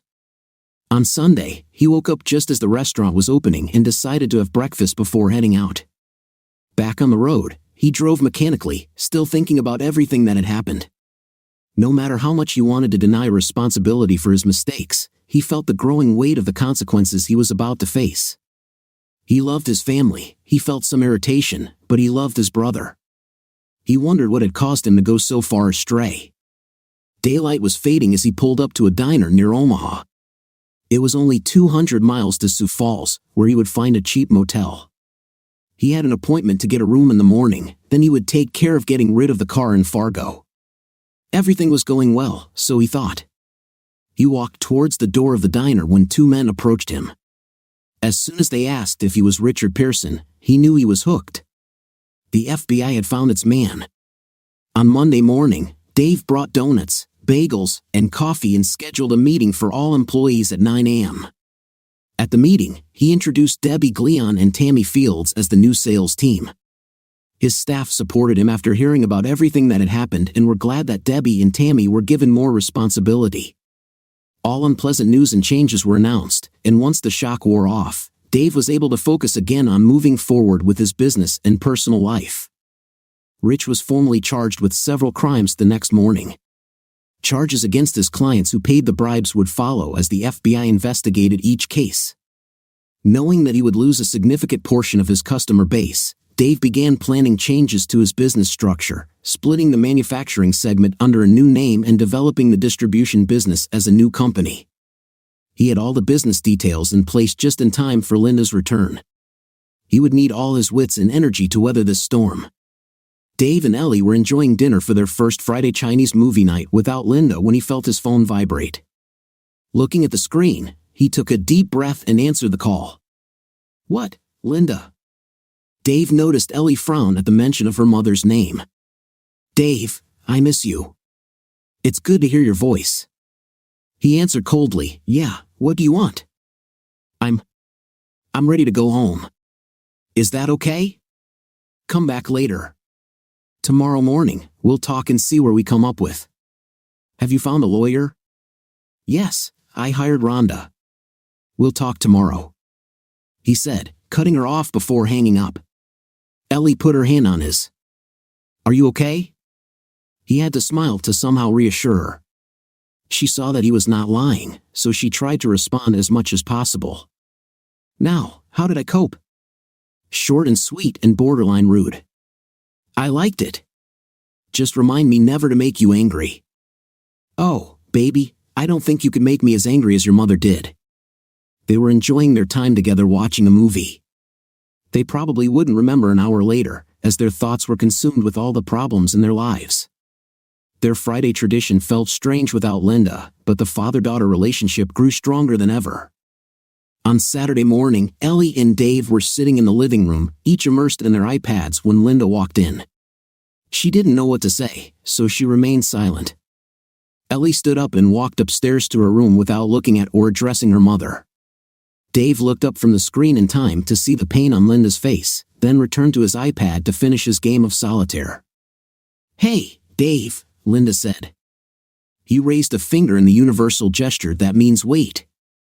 Less than a minute later, when a round of solitaire ended in failure, he sighed in disappointment, closed the iPad, and finally turned his attention to her. "Okay, Linda, let's talk. Have you read the documents?" "Yes," she said, sitting down. "I've accepted the offer, but can't we talk about staying together as a family? I can't bear the thought of things changing." "What, stay married while you date whoever you want, whenever you want?" "No, that's not what I meant," she protested. "We were a happy, loving family. Why does this have to end?" "I'll never take that risk again," Dave said. "What did you think would happen when your 17-year affair was discovered, huh? Oh, I get it. You never thought you'd get caught. You'd just have your dirty little secret, and you and my stupid brother could keep dating and laugh at stupid old Dave sitting at home alone." No, it was never like that. We never said anything bad about you, and I will never cheat on you again. I can't bear the thought of putting us all through something like that again. Are you telling me that you've spent the last 17 years disrespecting me and our family and never thought about the consequences? How can I believe that potential consequences will ever stop you from your damn selfish behavior?" Her tears appeared again. "Please, Dave, one more chance." "Is that too much?" "Yes, damn it, that's too much. Once or twice due to some, I don't know, weird psychological episode or too much alcohol, then maybe I could get over it. But 17 damn years, what was that? I know he's no bigger. Did he have some special skill that melted away your resistance, or maybe you just realized you married the wrong brother and are really, really in love with him? What made you want him so uncontrollably, huh? Tell me why." Linda sank onto the sofa and tried to answer through her tears. No, I never loved him. He was terrible in bed, selfish. He never thought about me." "Wow," Dave said calmly. "So for the sake of having bad intimacy with someone you don't even love, you risked everything by continuing to date him for 17 years? Imagine how warm and cozy it makes me to know that you cared so little about me that you continued to do this without trying to stop it. And you still can't tell me why, can you?" "I don't know," she cried. "I really don't know. It was incredibly stupid and selfish. The first time was a stupid mistake after we drank too much while you weren't home. After that, it continued because he threatened to tell you if we didn't keep going. Maybe there was some small feeling of thrill from being able to avoid punishment. I can't tell you why, I just don't know. How does it feel now, Linda? Admit it, it's over between us." Dave looked at her as she sobbed and thought it was time to soften his anger. "Give yourself a few minutes to calm down. Would you like some water?" "Please," she said with a husky voice. He took a bottle from the refrigerator and handed it to her. "When you're ready, come to the table, and we'll talk about the documents and living conditions." Ellie sat on her bed and listened to her parents talk. She didn't want to cry, but she couldn't hold back her tears. Hearing them quarrel was painful for her. It broke her heart even more when she heard her father's suffering. However, being angry with her mother helped her maintain her composure. She and her father could heal together. As for her mother, as much as Ellie cared, she could have been drowning in her own unhappiness. Dave decided to take the opportunity to go to the bathroom. He allowed himself to cry, tears he didn't want Linda to see. He needed to pull himself together, toughen up, and protect his feelings for his still beloved wife. He had to act without emotion. As Dave left the restroom, he noticed Linda walking slowly towards the dining room. He walked in and sat down opposite her. She looked up at him, her face was swollen, and her eyes were red from crying, which spoke of her suffering. He saw a sadness in her that he hoped he would never see. Her demeanor showed a complete breakdown. It was hard for him to see her like this, and he was tormented by an internal struggle between the desire to enjoy her suffering and the desire to ease her pain. These torn feelings did not help either him or her. That decided it for him. The shouting and accusations had to stop, at least on his part. "Sorry for yelling, Linda. I'll try to control myself, okay?" She barely audibly whispered in response, "Okay. You can yell at me, scold me, hit me if you want, if it will help us stay together. But I know that won't happen." "No, it will not. Have you read everything?" "Yes," she said with one last sob. "Everything is very fair. I just can't give up on Ellie. If she stays with me, I have to keep the house. I will refuse some of the money you offered, but please let Ellie stay with me. I can't do this, Linda. You know she and I have a special connection, and now that you've taken my family and I'm losing my best friend, you expect me to cope without the person I love most in the world? It will not happen. I've lost everything that mattered except Ellie. Don't make me do this. Besides, in a few months, when she turns 16, she'll be able to choose for herself. There's no point in trying to go against her wishes now. Dave, you won't lose her. You will still see her, and she will be with you often. But I need to heal the wounds I've caused and repair our relationship. I can't do this if she's not with me. It won't work the way you think. In fact, I think it will do the opposite. All she feels for you now is anger, and she won't be able to forgive you in 5 or 6 months. Living apart will help her get through this, and we both can encourage her to take you back. Make her do it your way, and you won't like it. Damn it, Dave, I won't give her up. Linda screamed. They didn't know that Ellie was standing around the corner, listening to their conversation. She jumped out and started screaming in her mother's face, calling her terrible names, pointing out every traitorous act, and threatening her with everything she could. The tirade continued for more than 10 minutes. Linda tried to turn away, but Ellie moved to stay in front of her. At one point, Ellie grabbed her chin and forced her to look at the anger she wanted her mother to see. Dave wondered how long he should let her continue, then walked over to Ellie and gave her a gentle hug to calm her down and pull her away from Linda. He was relieved that she let him take control. Linda tried to recover from the attack and fought not to cry. She found the strength to plead with dignity. Ellie, please, I love you, and I need you to be with me. In a calm tone, Ellie replied, that won't happen. I'll run away from Daddy every day, and if I'm stuck here with you, I'll make your life miserable. Daddy won't be here to pull me away from you. Got it?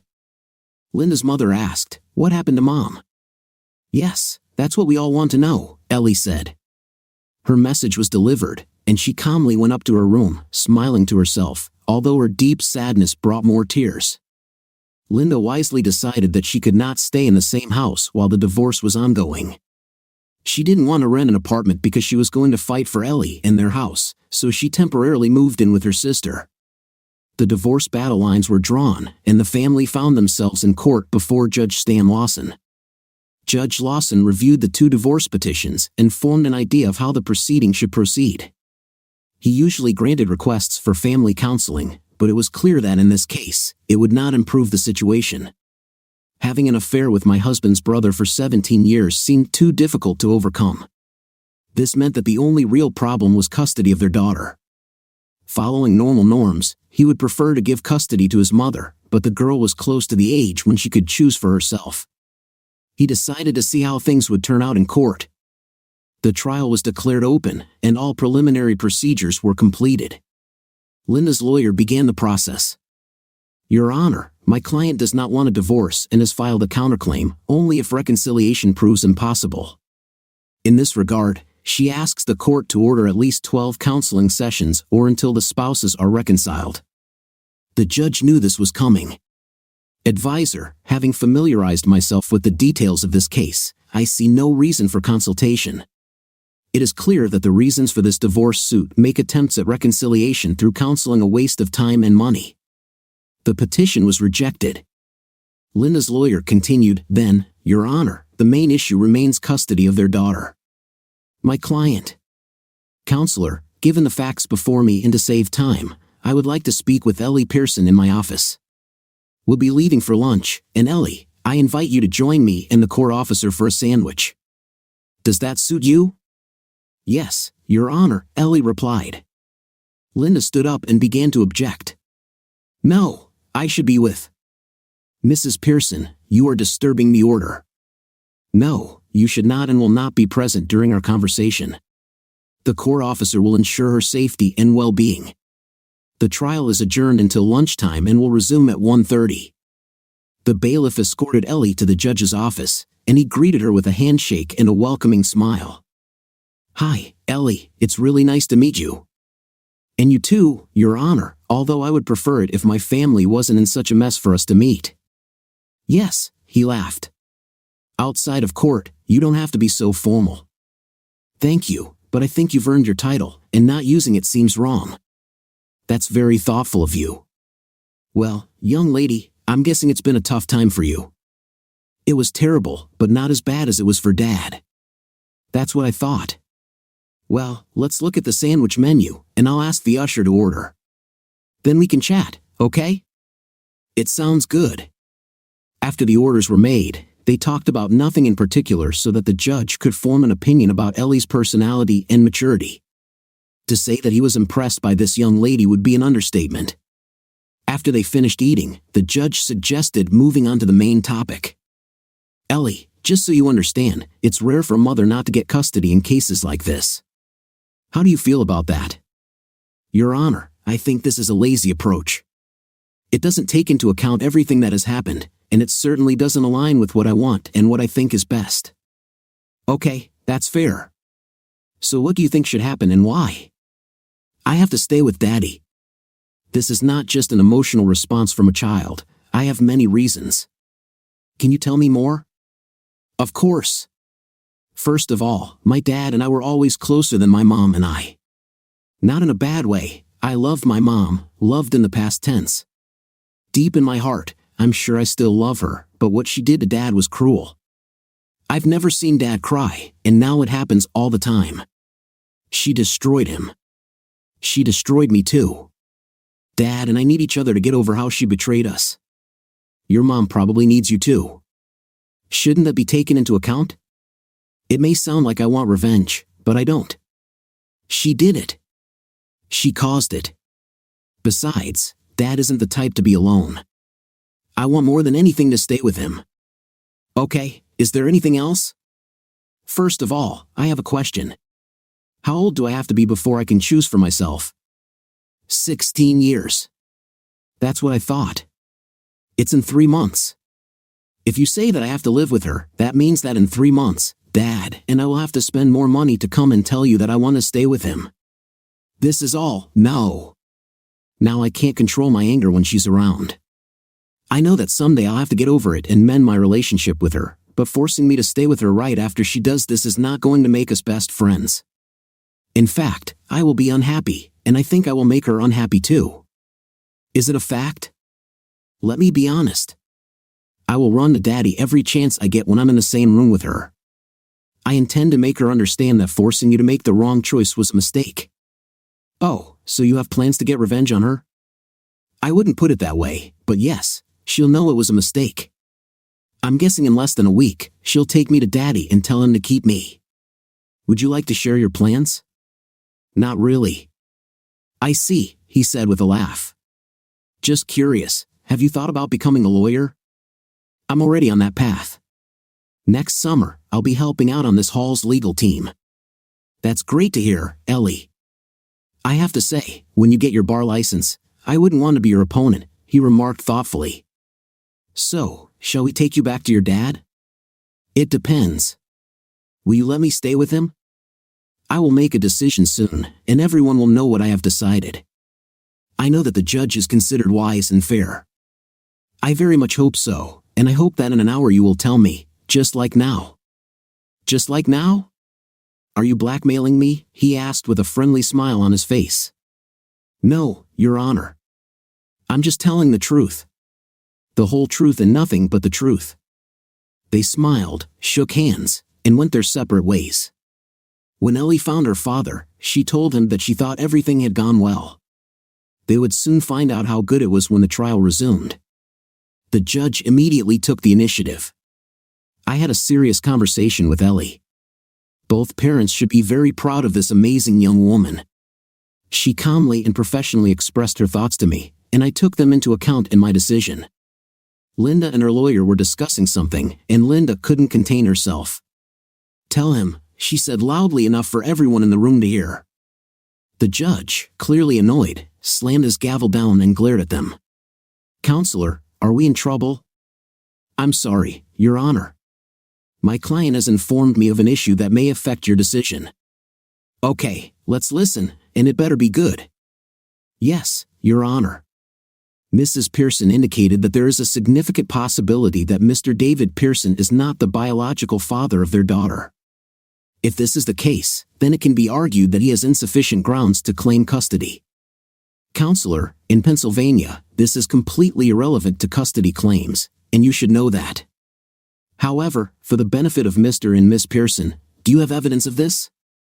Not yet, Your Honor. Your Honor, her lawyer intervened. We propose a stay of proceedings pending the DNA test and its analysis. Dave turned around to see Ellie's knowing smile. His lawyer stood up to answer. Your Honor, anticipating Mrs. Pearson's tactics, we conducted DNA testing in an accredited laboratory. The results are certified and accompanied by a duly certified and notarized affidavit from the testing agency. He handed copies to the bailiff and Linda's lawyer. As you can see, the results clearly show that Mr. David Pearson and Miss Ellie Pearson are father and daughter. Okay, Counselor Hall, this is interesting and I'm sure a relief for both father and daughter. In any case, based on the laws of this state, the motion to delay and order DNA testing is denied. Linda began to cry as her lawyer tried to console her. Judge Lawson continued, so, as I said, although the mother usually has primary custody of the child, I believe that it's better for everyone if the parties agree to Miss Pearson's wishes and accept the petition presented by Mr. Pearson. Mrs. Pearson and Ellie, it pains me to see a mother and daughter become estranged from each other, and the way this process has destroyed what was once a happy marriage touches me deeply. He paused and took a deep breath. The petition for divorce presented by Mr. Pearson is granted. Both parties will receive a final decision in 6 to 8 weeks. I wish you all the best on your journey forward. The trial is over. Ellie ran to her father and hugged him with all her might. As they started to leave, Linda approached with fire in her eyes. Well, you win. I hope you're happy, she said sarcastically to Dave, expecting him to be triumphant. He turned and quietly replied, Who are you becoming, Linda? No one won today. This is a defeat for all three of us. Come home and we'll talk about the details in a few days. Linda collapsed on a courtroom bench as her lawyer tried to console her. She said quietly, But I love you. This is wrong. Dave heard her but decided to keep walking as he and Ellie held hands. In the following weeks, the consequences of the terrible decisions that Rich and Linda made began to get better. Rich pleaded guilty as part of a plea deal to avoid trial, fines, and a potentially long prison sentence. He was required to disclose all hidden bank accounts and safe deposit boxes and agreed to serve an 8-year sentence in federal prison. Linda found a reasonable job with a company about 25 miles away and bought a townhouse there with funds provided by Dave. It was the perfect solution for her, close enough to see Ellie but far enough to avoid former friends who considered her presence unwelcome. This was the new beginning she needed. Dave turned his attention to restructuring his company. Debbie quickly became a star in the sales department, growing her customer base with many large orders from new clients. Moreover, she managed to retain almost all the clients that Dave expected to lose due to the bribery scandal. Tammy also became an ideal partner for Debbie in supporting the internal workings of the department. Dave knew that once his distribution business was fully operational, he would have to expand his sales team, and Debbie was the ideal candidate to lead the entire team. Dave showed little interest in female company, although friends and his loving daughter arranged dates for him. Single women from the church seemed to be lining up to meet the coveted soon-to-be bachelor. He missed Linda's company more than he expected, but he was in no hurry.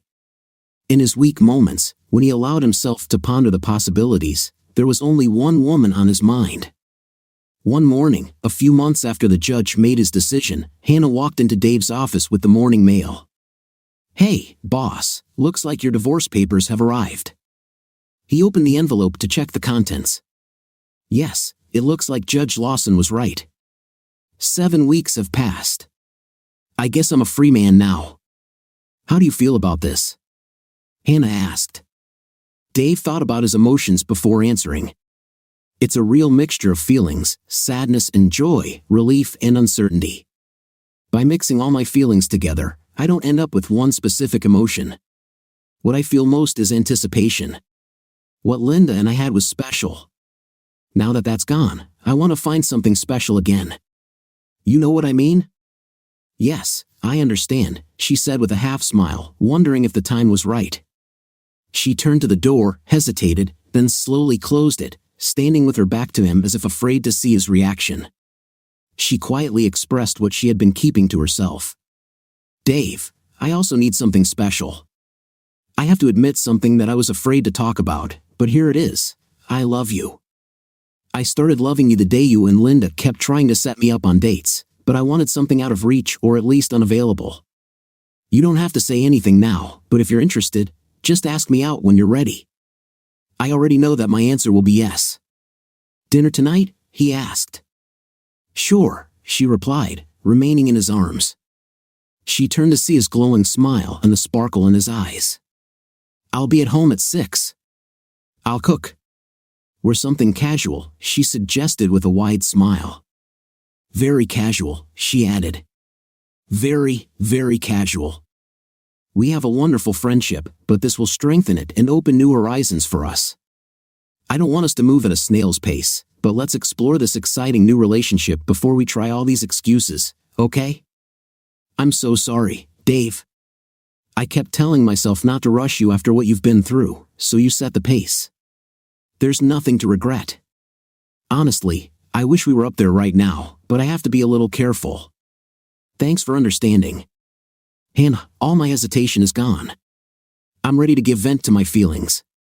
In recent weeks, I've found the spark in chemistry that I knew we would share. I feel like my heart has been freed from its chains, and I can say I love you with every fiber of my being. If you want it, I don't want it to ever end. You have me, and I have you. If you are absolutely sure that this is not a rebound for you, then I want this connection to never end. I think our friends will tell us to hurry up, given everything that's happened lately, but I don't care what they think. This may seem fast to you," she said, "but for me, it was something I had to live with for 7 years. Well, I know we were both worried about the rebound, but it feels right. Besides, Ellie has been trying to convince me to nail you for months now. You definitely got me, Buster." She mimicked, "Boy, have you ever nailed me?" Dave laughed. "I don't think Ellie meant it that way, although perhaps that's what she meant. Damn, she's growing up fast. I think she's a pretty smart young woman with good instincts." Hannah added, "Won't she mind if you stay for breakfast?" Now that I think about it, she told me not to worry about breakfast. I still don't understand her. That little stinker. I'll text her anyway. Dreams of new love and a bright future together danced in their heads. Joy filled the house of Hannah, Dave, and Ellie. 6 months after their first date, they got married in their church. True to their nature, the casual and informal reception was reminiscent of a barbecue in a spacious backyard with 200 guests. The pool and other activities kept the kids entertained. There was a large party tent with a dance floor and a bar for adults. Music was provided by a small group. There was something to celebrate.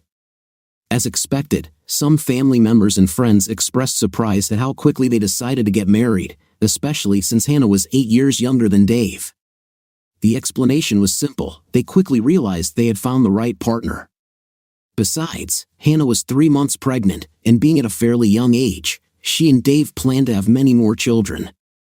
As the party came to an end, a familiar face walked into the backyard. "Oh, look," Hannah said to Dave. "Linda is here. Let me go and greet her." Both women were not entirely sure how the visit would end. Hannah's worries quickly dissipated when Linda smiled and hugged her friend. "Congratulations, Hannah. Looks like an amazing celebration. Well, you know Dave and his pork skewers. How are you doing? You look beautiful. I'm still working on myself, but I'm in a much better place than I was 7 or 8 months ago. Look, I want you to know that I think it's great that you and Dave found each other. Please believe this. I wish you nothing but the best. You are 2 of my favorite people." Dave joined them and surprised Linda with a warm hug. "Hi, Linda. I'm so glad you came, but I was hoping you'd come a little earlier. I thought about it, but I didn't want to be the annoying ex who gets the attention of you two. As I told your beautiful new wife, I'm so happy for you both. Thank you. I appreciate it. So, are you ready for Ellie to spend 3 weeks with you while we honeymoon? I'm looking forward to it." I hope she's not too afraid of it. Don't tell her what I said, but she's looking forward to being with you while we're gone. I think she feels pretty guilty about some of the things she's done and said, but I told her that strong emotions needed to be released if she was going to move past them. You'll both be fine. So, are you going to meet my emotional support animal? Dave asked. What? You still have your banjo, right? Certainly. He'll be with Ellie when she stays with you. Then what is an emotional support animal? Oh, it's a pig. Of course, she was roasted, but she really gives me positive emotions. Come and take the plate. Any threat of tension disappeared when Hannah and Linda laughed, threatening to throw Dave into the pool. No two divorces or separations are alike. People don't react in a single way when bad things happen. When Dave found out about Linda's infidelity, he couldn't imagine that he would ever find joy in life again. Ellie mourned the breakup of her loving family. At the same time, Hannah felt that she was doomed to either live without love or be content with something less than she wanted. They were all broken, but in the end, Dave, Hannah, and Ellie found more joy than before. Everything fell apart, but with all their hearts, they wished the same for Linda and Sonia. Time will show. 10 years later, the pastor asked the congregation, "Who is marrying this woman off?" Dave said clearly and confidently, "Her mom and me." He then took Ellie's hand and gave it to her fiancé, Nathan Lawson, the grandson of Judge Stanley Lawson. Dave turned and took his place next to Hannah, who was shedding happy wedding tears. Linda and her fiancé sat next to them. Hannah and Linda had become good friends again, while Dave kept his distance from his ex-wife. At least he no longer felt the need to isolate himself from Linda. His love for Hannah and their 3 children had more than healed the anger and pain. Hannah whispered to him as he sat, "Moms plural. Nice move, Mr. Pearson." Looking back at the wedding party, he smiled proudly at his 10-year-old daughter, Sarah, who was her sister's maid of honor. His youngest daughter, Jenna, was the flower girl, and Dave Jr., now 3, was the ring bearer. True to his contemplative nature, he bathed in the radiance of a heart filled with love and pride. A prayer of thanks flowed from his soul. Ellie graduated from Temple University Law School at the top of her class. There, she met and fell in love with Nate. While they were dating, her father and Judge Lawson became close friends, so bringing the families together couldn't have been better. Nate focused on criminal law and joined Bill Hardwick's office, while Ellie chose family law and became a new member of Angela Hall's team. The changes Dave made to his business exceeded his expectations. He was now 48 years old, and Dave and Hannah planned to retire when he turned 55.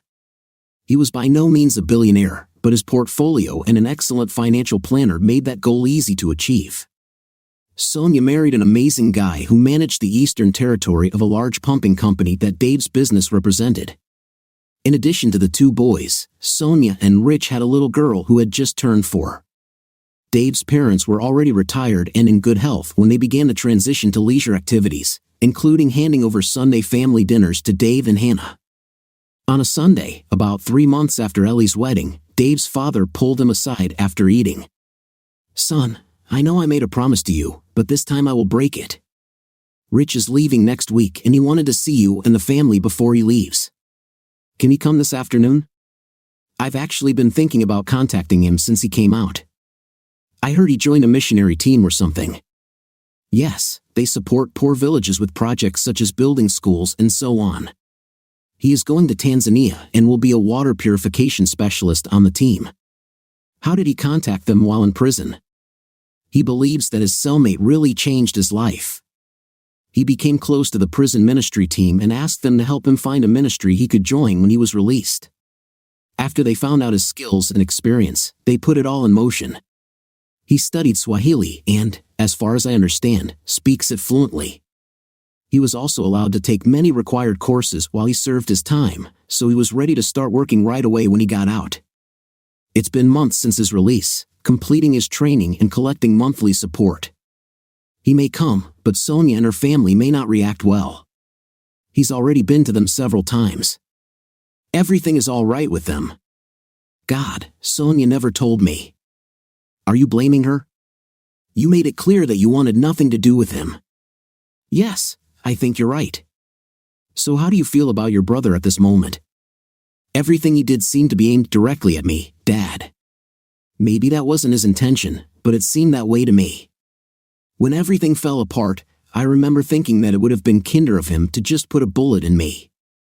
He attacked almost everything that was important to me. If it weren't for Ellie, I don't know what I would have done. Yeah, you two did a good job keeping each other together.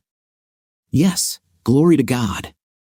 Son, you mentioned that you felt like Rich was targeting you. I don't think that was his main motivation, but on a subconscious level, I think you might be right. That day he was apologizing, and I think he was sincere, but then he said something that really hit me. He said that he never felt part of our family and that you were always the perfect son, someone he could never measure up to. Your mom and I were racking our brains trying to figure out why he felt this way. Son, you never made an example of me or showed favoritism. I don't understand. He admitted it. He said it was all in him. He knew that you were a better student and had talents that he didn't have, so he made conclusions that weren't true. Now he knows it. I think I owe it to him and to you to sit down with him and clear things up. Thank you, son. I knew you would take it that way. Dad, you know that I tend to spend a lot of time thinking about things, like during your half-hour morning visits to the toilet. Okay, smart guy, Dave retorted as they laughed together. As I said a few nights ago, I was sitting alone on the back porch while Hannah put the kids to bed. The air was cool, and the smells of the flower garden put me in a great mood. As I watched the last of the sun set behind the trees, I felt an overwhelming joy and peace as I thought about how everything had turned out after the chaos of 10 years ago. Sonia remarried a good man, and she is very happy. She has done a great job with her sons, and her new husband has been a tremendous influence on her. The money Rich stole has been returned. I thought he had destroyed my client base in the process, but instead, I found some real stars to take his place. It also forced me to restructure my business, which was a major improvement for growth and my bottom line. The distribution restructuring also put Sonia's new husband in the spotlight. So what do you mean, Dad? I never thought this could happen, but it turns out that what Rich did was a huge blessing. His father noticed that he had not mentioned something important, but your marriage was ruined. Son, Linda and you were the perfect couple. Don't you think this was a tragic end to a beautiful love story? Of course, Dad, but look at Hannah. I love her madly. I like everything about her. I wouldn't give it up, and I wouldn't trade it for anything, including what Linda and I had. Do you love her more than Linda? More. How can I measure this without filtering my feelings through all the crap that happened? I still have feelings for Linda, of course, but I will never feel the same way I did 15 years ago. The important thing is that I have feelings for Hannah that are at least as strong as I have for Linda. But I choose to give myself and all my love to Hannah. That's good to hear, but you still haven't answered my question about Rich. Yes, how do you feel about him? Everything I said about how things turned out affects how I feel about Rich. I hate what he did, but the way things turned out, I also have reason to be grateful. He paid with more than 8 years of his life, so I don't really have any anger or desire for revenge left. This is a bit like how I feel about Linda. Of course, he is my brother. If he needed a kidney or something like that, I would agree. But I will never be able to trust him or care for him the way I did 15 years ago. I think I understand, son. I must say, your view of everything that happened is touching. I'm not sure I would have the courage to find the positives the way you do. Well, think about all the people involved. Sonia is in a better position, my business is thriving, and my marriage to Hannah and my 3 children with her are a joy beyond anything I deserve. Even Rich has grown and returned to his faith through his prison experience. He's finding the best version of himself. Unfortunately, Linda is probably the only one who didn't end up in the best situation. Ellie tells me that she is happy but still dreams of our life together. Son, you're a poet. You know that? This is bad? No, but I can't forget how broken you were. Yes, I was. But during one of my reflection sessions, I realized that what Rich did was like he took my precious china and smashed it on the floor. God, in His mercy, helped me put it together and form the pieces into a new mosaic, even more beautiful and valuable. So what you're saying is that what was broken is now better than ever? Exactly. But it's not just better, Dad. Everything is much better for me. So ended this story filled with betrayal, pain, and bitter payback. Life is unpredictable, and sometimes the people closest to us can be the cause of our deepest disappointment. Thank you for watching to the end. If you liked this video, don't forget to give it a like and subscribe to the channel. There's more to come, so see you in the next videos.